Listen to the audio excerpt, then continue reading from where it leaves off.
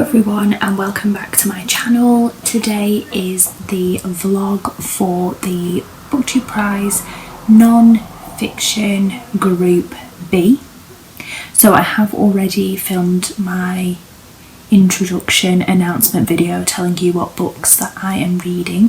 So this is just the vlog of all of my thoughts of the books that I have read. So I have already finished A Ghost in the Throat. I am not going to try and pronounce the author's name because I butchered that in my announcement video, and there is a lot of traditional Irish names mentioned in the book that I have no grasp of how to pronounce, so I'm just not going to say it. I'm just going to refer to her as the author so I don't insult her with a terrible pronunciation of her name. The book, I almost wanted to say novel then because it reads like a novel.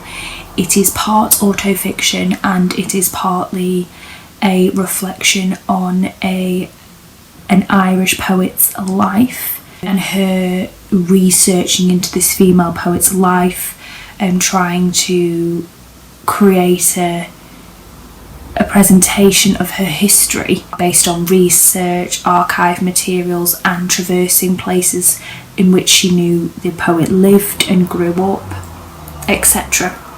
I didn't know if I would like this because a lot of people said it was very poetic, but it definitely reads like narrative non-fiction. It was so compelling. It's very hard to describe the reading experience of this book because you were swept along in both the story of the Irish poet's life and the author's own life, and she had fragments of the both and kind of jigsaw pieces of the both that she put together side by side. The two stories flowed back and forth from one another, and it didn't have a kind of distinct plot. It was reflective of these moments. She mentions in her own life about breastfeeding her children and how she came across this old poem that this poet had written that was quite famous during her breastfeeding years. She picked it up again. She studied it at school and then she had a new fascination, obsession, infatuation with the poet,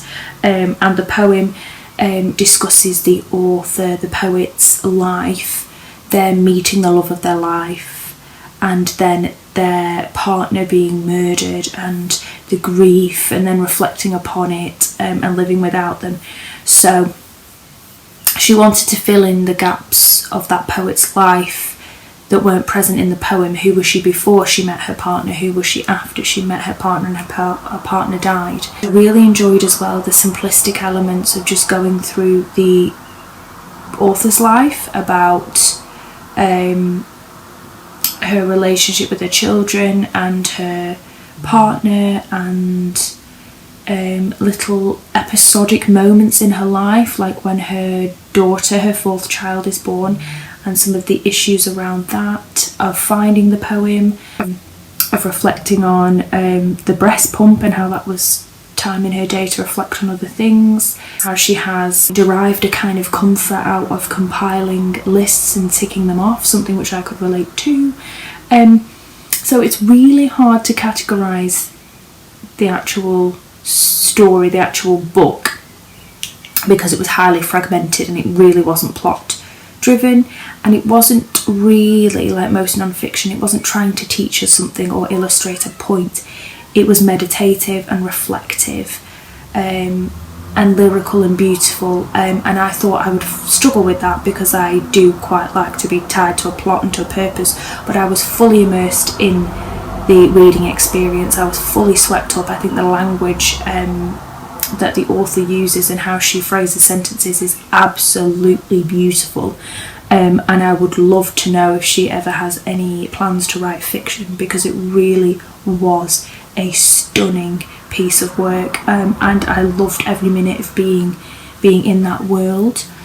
So in the end I gave it a solid 4 stars. I don't think it deserves a 5-star because it wasn't fully realised. The purpose of it was lacking for me. I remember reading the book and finishing it and loving it, but also a small part of me was questioning what was the purpose of it, because it kind of felt a little bit self-indulgent from the author, that they were obsessed with this particular poet and they decided to take on a project of learning about this poet and trying to fill in some of the gaps, just purely on that sentiment that I just didn't understand why we were reading it. I loved it. I loved being a part of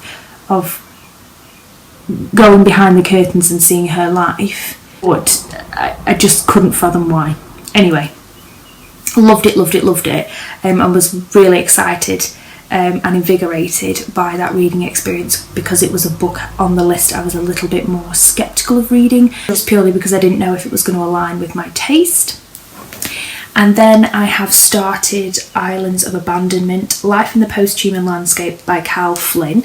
I'm currently 138 pages into it, and again, this one at the minute is a pleasant surprise. I expected this to be very like Robert Macfarlane's Underland, and in some ways that is true.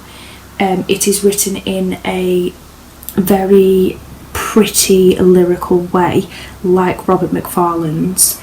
It's describing nature in a beautiful way. She is a very competent writer, and I hoped from this book that it wouldn't just be lyrical descriptions of landscapes like with Robert Macfarlane's, because when you do 12 chapters and you pick a different landscape and then you just talk about it in pretty poetic language, it gets a bit tedious pretty quickly. But what I'm loving is that she's not doing that. I anticipated that's what she would do and that maybe I would get a bit bored, but she is surprising me in nice ways, because she's reflecting on abandoned landscapes like Chernobyl and places in Europe, and she's picking different landscapes that either through natural disaster, war,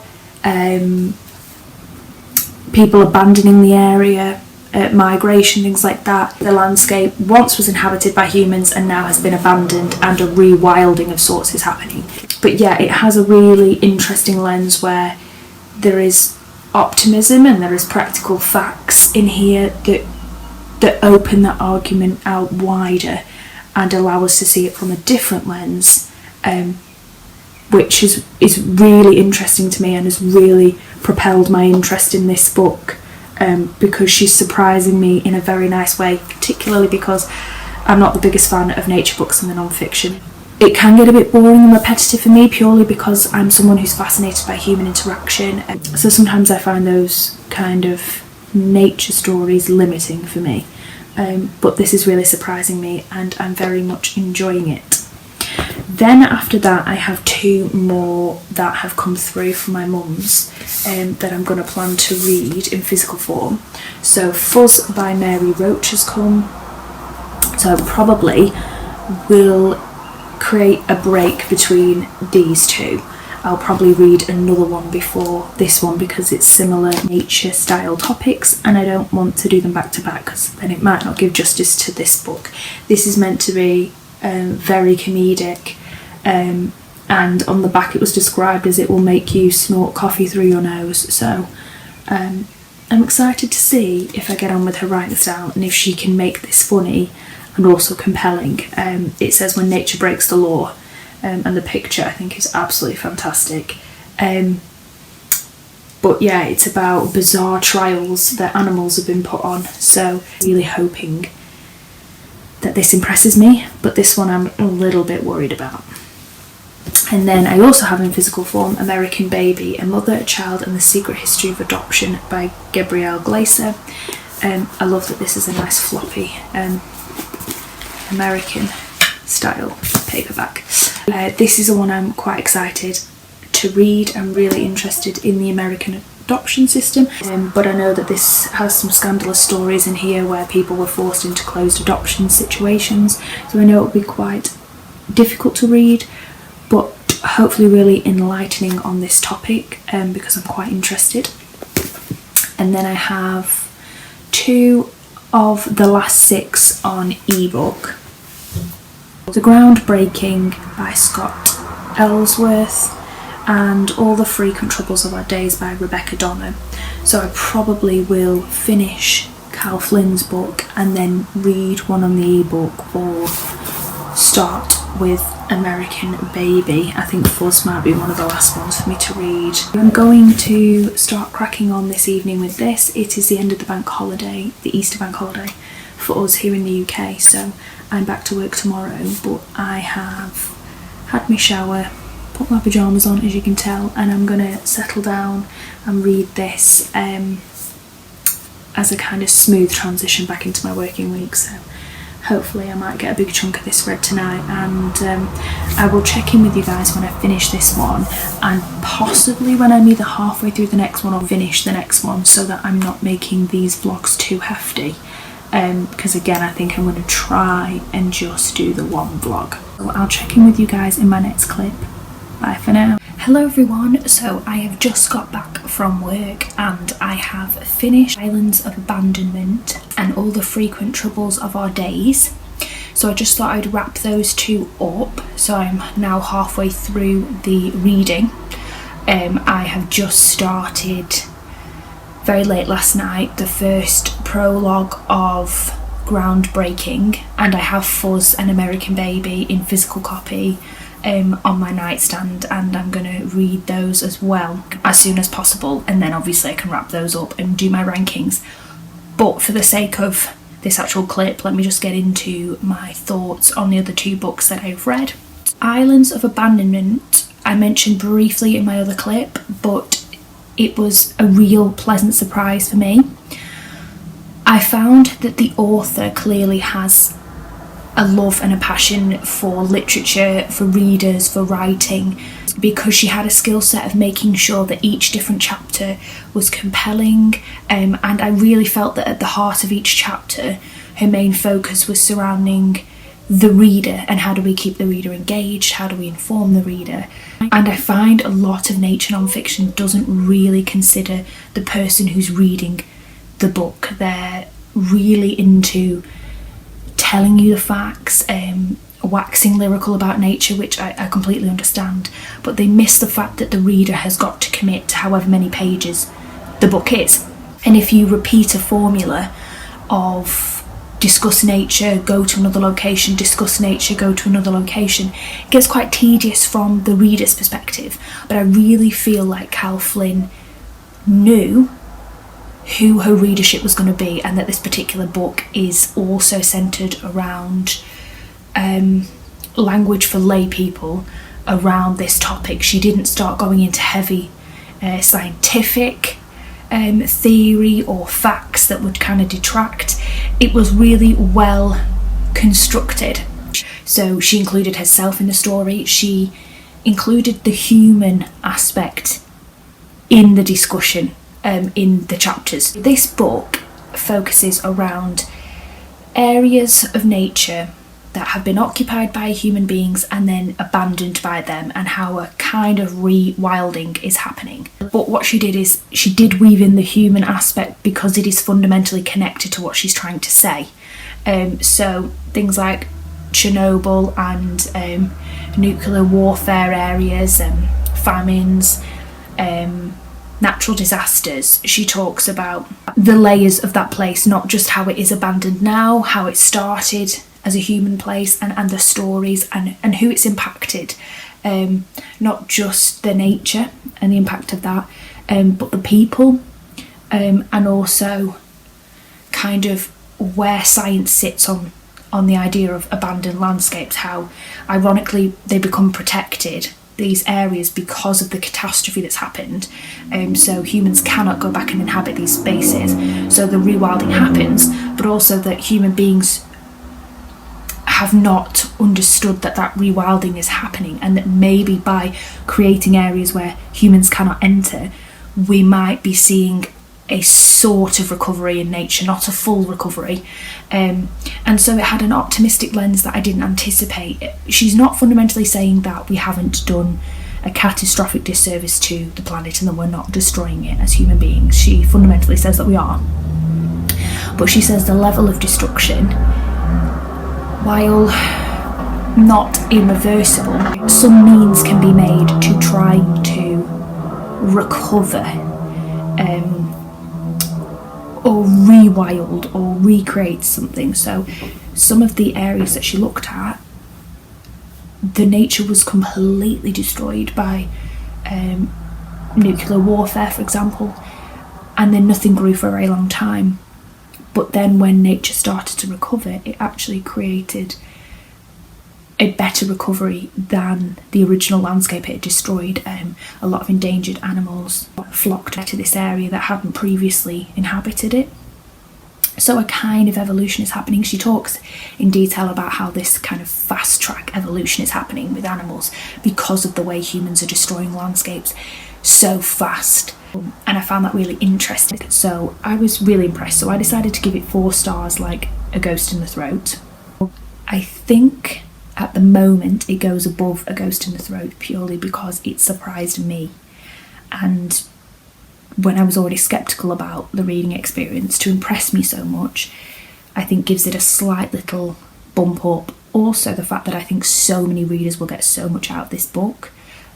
While A Ghost in the Throat is beautifully written, and I also gave that 4 stars, I think this has the scope to attract way more readers and inform way more readers than A Ghost in the Throat. So there it is. So it's at number 1 at the minute, Islands of Abandonment, and then in second place is A Ghost in the Throat. And then the last book I finished last night was All the Frequent Troubles of Our Days by Rebecca Donner. It's always a mouthful, that sentence, and I always get a bit flustered trying to remember it because it's just a little bit too lengthy for a title in my personal opinion. So this is looking at the resistance movement in Nazi-occupied Germany in World War II, and it follows an American woman, Mildred, and her German husband, Arvid, and them kind of creating a resistance group in Nazi-occupied Germany, and ultimately their story. I don't want to spoil any historical facts for people who want to read it, but one thing about the book, and this might just be my personal experience, is that a lot of the information, while Mildred's story was interconnected with a young boy, Don, who was also an American young man who was living in Germany at the time with his family, and he kind of became her courier to send messages to people within the resistance group. And while their particular stories were new to me and were interesting, the history of Nazi-occupied Germany is something I know quite well. The politics, the alliances, the agreements, the development of World War II is something that I'm quite well aware of from my studies at school. I also have a retired history teacher for a mother, and she actually was a history teacher at my school, so a lot of historical things were drilled into me, particularly World War I and World War II history, because my mum was very interested in both and had taught the curriculum for those courses for many years. So those were things I've rehashed over my academic learning career. So those nuggets of information weren't new to me. Also, I think the author, because she had a personal connection to the story, which I won't spoil, and she'd done so much research, I think in the acknowledgements at the end it kind of hinted that she'd spent years, if not maybe a decade, on compiling the archive material. There was pictures in there, there was pictorial evidence of letters, and she mentions in the acknowledgements that she had to contact a lot of family members to get these letters and to scan them online and to get them sent to her. So by no means do I doubt that she did a lot of research, and it's an incredibly impressive amount of research, and it's really illustrative for us in the future who want to compile as much information on the lives of people that happened during that time and what happened. And it's really rich from a historian's perspective to get these letters as evidence of what happened between these people, so that we can stitch people's actual everyday histories into the wider archive of what happened. But I think this book was way too lengthy. I think because the author had this personal purpose to deliver everybody's backstory, she mentions a lot of people in the resistance group and tries to thread as much as possible their timeline, which is very impressive.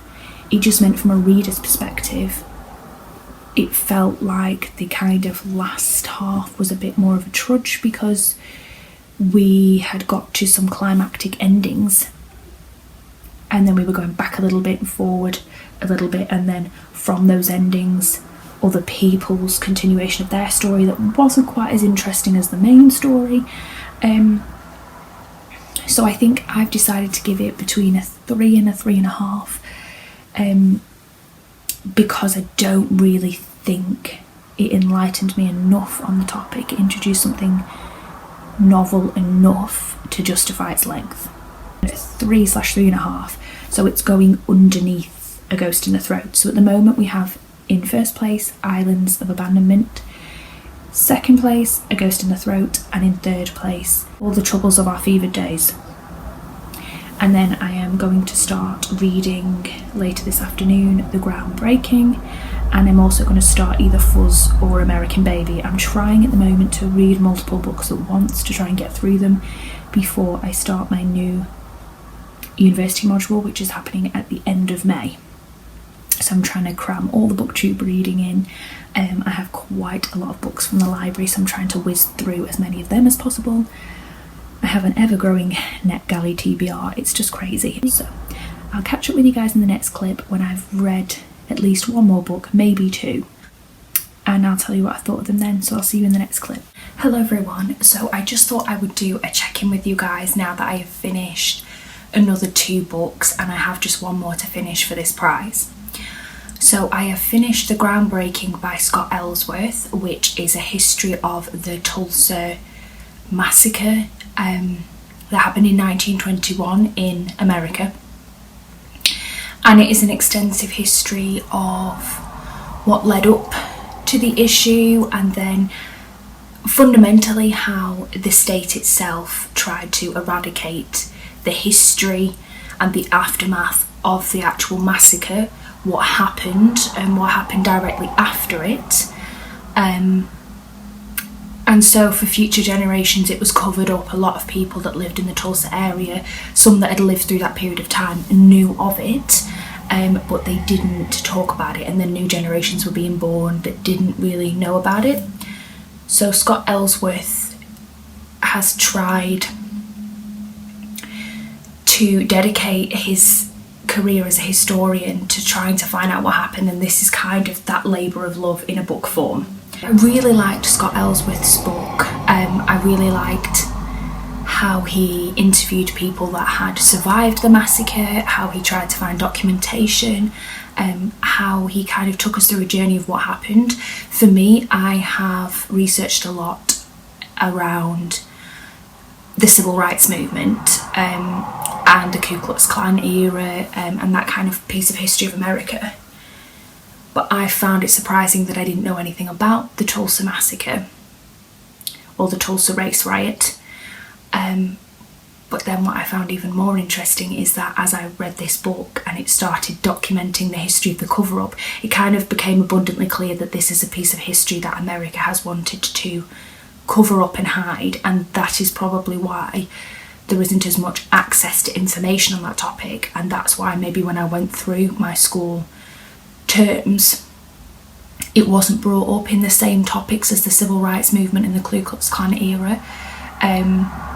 It was quite interesting and hopeful at the end of the book, because Scott mentioned that there is more access to information on it than there ever has been before, because a lot of people have took the time to try and find things out. So he said it was quite interesting how when you typed it in when he first did the research, nothing would come up apart from a few sentences in some papers, and he's had to work with an extensive amount of people to access information. I also really loved the part of the book that focuses on trying to find bodies of the dead from the race riot, and how there's always been oral histories passed down to people in the area about where they think that the bodies might have been deposited. So they thought the river, and they've thought certain other geographical locations, and even a black African American cemetery and things like that. So I found that was really interesting, and especially when he had a team and they tried to dig.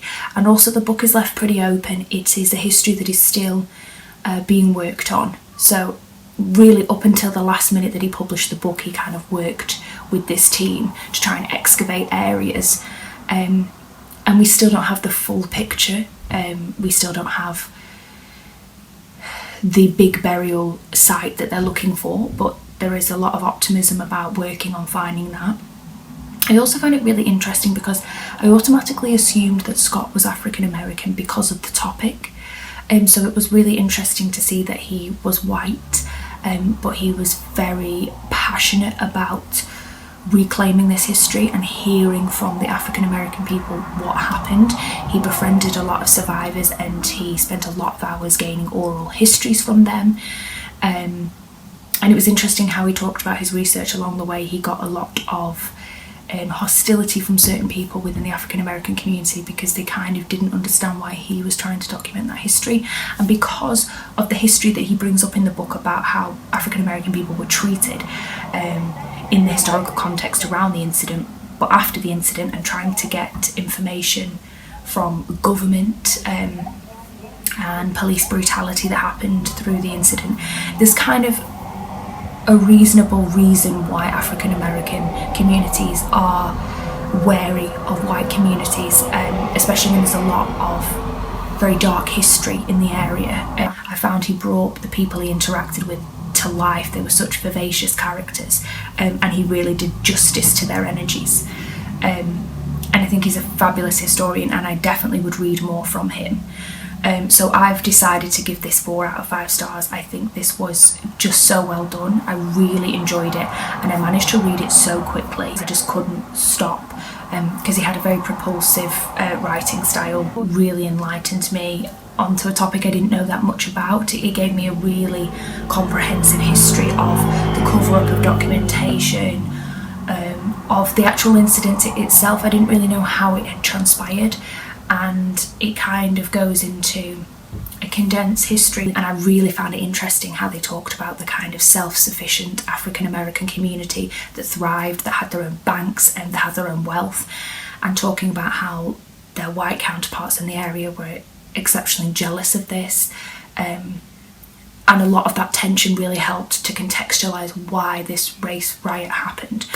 So yeah, I gave it 4 out of 5 stars. I found it really compelling, and I would definitely read anything else that he writes. I know he's written a few non-fictions, but I think this is kind of a labour of love and a project that he's really passionate about, so I'm sure there'll be more that he'll try to document about this. I am sure there'll be more history to come from this topic, which I would be interested to read if in the next few years somebody writes a kind of more updated history of particularly trying to find the mass burial site. I think that would be interesting. I have put this above A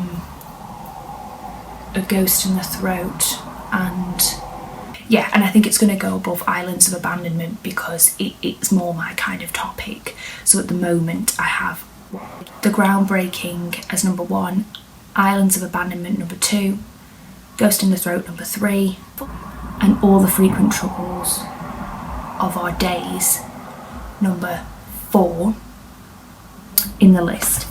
And then I'll briefly talk about Fuzz by Mary Roach. This was fun and enjoyable, and the stories were compelling. I understand why it says in the back that she's very funny, because she was humorous in tone with this, but I think for me, I kind of knew going into this that it wouldn't be a favourite of mine, purely because I can't really understand the point of this book. It's amusing, and it references loads of different animals and instances in which animal and human landscape has collided, and fatalities and incidents that have happened from that, and how people are trying to deal with the animal encroachment and think about wildlife conservation and human endangerment and things like that, and tackling that's quite interesting. But for me, I don't see the purpose in making this a fully fledged book, because the material got quite repetitive, and also we had the more interesting animals in my opinion at the beginning, and then we just got to more boring animals, so it became less compelling. For example, we started off with We did 2 chapters on bears, then we had leopards, we had some monkeys, but then we started going towards, we had plants at one point, we had rats, and a lot of birds, and they just don't naturally compel me as much. So I found some of this material really interesting, talking about how they were trying to have special locks in certain states on bins to stop bears coming into human areas attracted by the food, and then creating issues by breaking and entering houses, and you know, having to have the animal killed when people report that they're coming into human spaces and things like that, and the dilemma of how to deal with it. It talked about in India about elephants, which was really interesting, and how they are a big issue to tackle, pardon the pun, but how sometimes they, depending on mating season, can be quite aggressive, can take quite small children, but because they're sacred in India, there's a complexity with dealing with that. So I found some of these really interesting, but it wasn't enough to captivate me for a full book. I think this has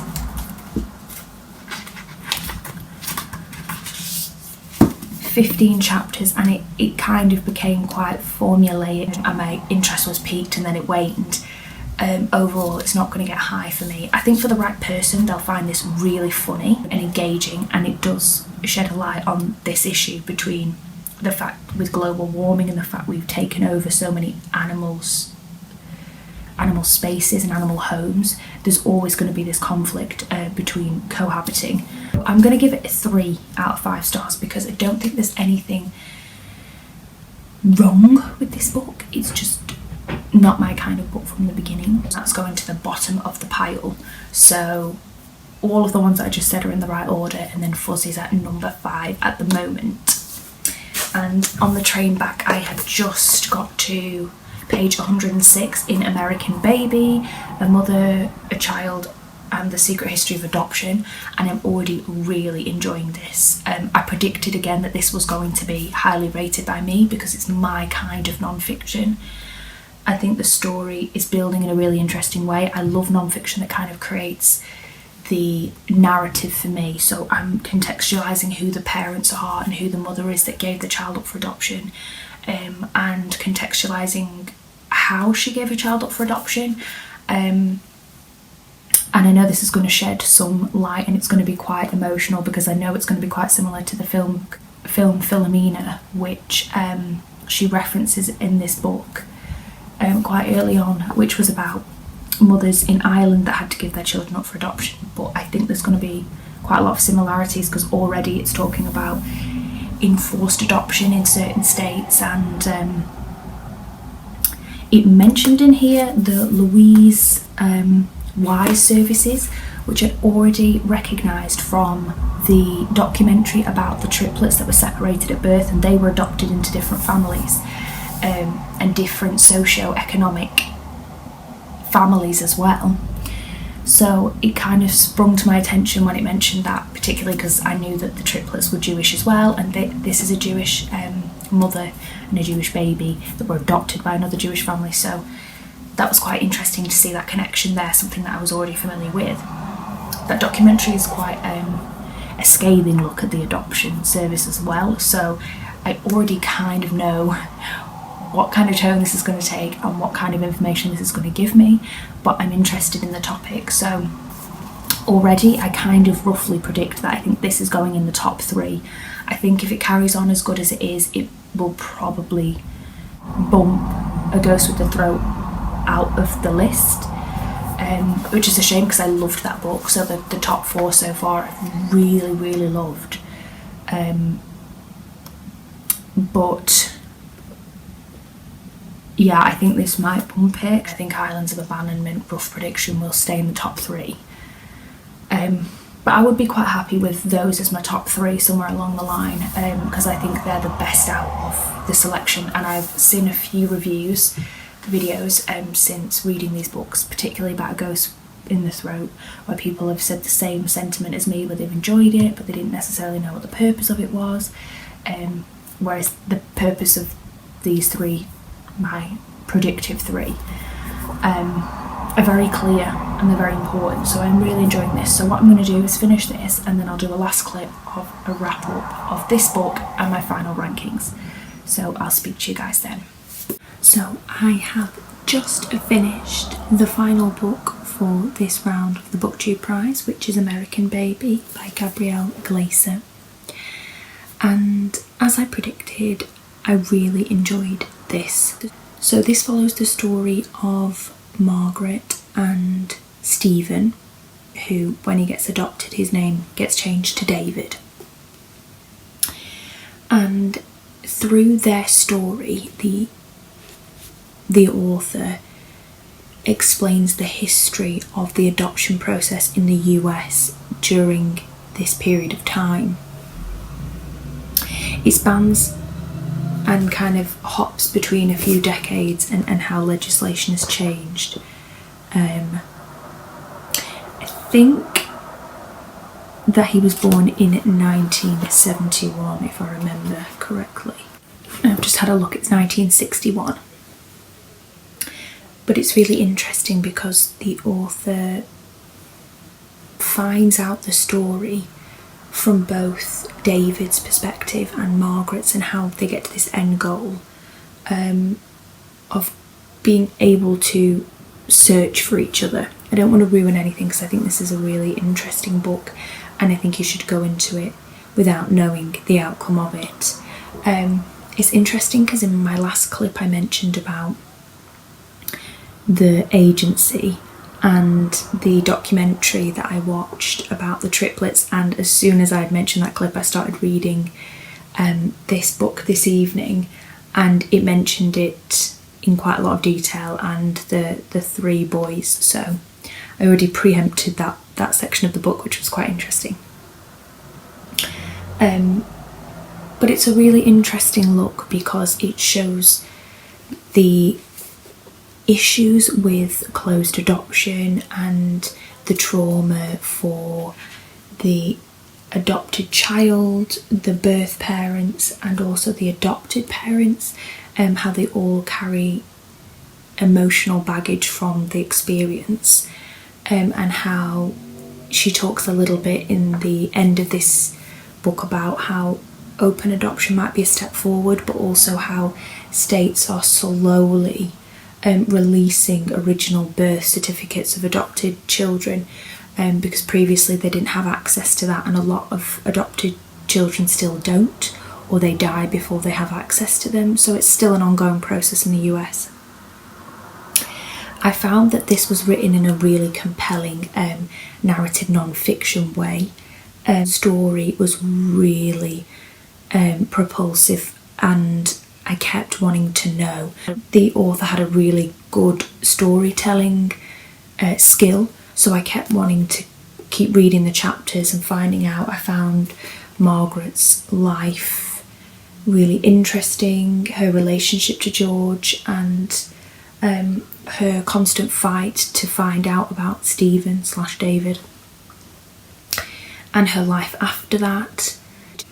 And it was really interesting to understand about some of David's issues, particularly in his teenage years, with coming to terms with things. And yeah, it's quite unfortunate that this happens to adopted individuals. But I think that the author did a really good job of including all three people in the conversation.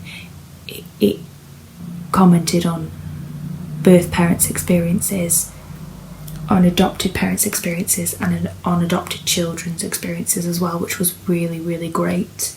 I opened this subject out, but yeah, I found the actual individual story really interesting as well. I already know a little bit about this topic, but I found that the writing style was so good that I forgot that I was kind of reading a non-fiction, and I raced through this really quickly. I read it in just 2 sittings. Because I got sucked back into the story really quickly. So I'm going to give this 4 out of 5 stars. I would highly recommend, if you're interested in this topic, to read this, because I was very impressed with how well written it was and how engaging it was. Although I knew lots on the topic, it was still very informative to me. So that's going to go at my number 1. So my final rankings are at number 1, American Baby, At number 2, The Groundbreaking. Number 3, Islands of Abandonment. Number 4, A Ghost in the Throat. Number 5, All the Troubles of Our Frequent Days. I can never say that one, the Rebecca Donner book, but I'll obviously insert a picture of it here, but I can never pronounce that one. And in 6th place, Fuzz. So I've really enjoyed doing this non-fiction round. I always find non-fiction really interesting because the books that I do gel with, I really gel with, and it allows me to find new favourites or new really interesting books that I wouldn't have picked up or wouldn't have been on my radar. So I'm really impressed with those books. The top 4 definitely were amazing. I loved all of them, and even the Rebecca Donner book I really enjoyed, and Fuzz wasn't terrible at all by any means. It just was an average read for me because the topic wasn't that engaging. So I had a really good non-fiction round and basically had really great books, so that's fantastic. I hope that American Baby and The Groundbreaking go through to the next round because I genuinely think they are the best in this category. I know that these are naturally books that I already said going into this I'd be most interested in, but I think they have a lot to offer the wider Booktube community in terms of entertainment, well written, great storytelling, but also really informative. So I'm hoping that I will be asked to judge the next round. I don't know how many judges he needs, but for the last 2 rounds he was quite desperate for judges. So if he needs me, I'll absolutely judge again. I will, if he sends me an email, I will obviously email back my interest because I love doing the Booktube prize so much. And I just find it a really rewarding experience. So hopefully I will be back soon, maybe with another 6 books to talk about. If not, hopefully I will find some time in my very busy schedule to film another video of just books I've read recently. Who knows? With a master's it's always a little bit up in the air between getting those assignments done and leaving your house. So we'll see. But thank you guys so much for watching, and I'll be back with a video very soon. Bye now.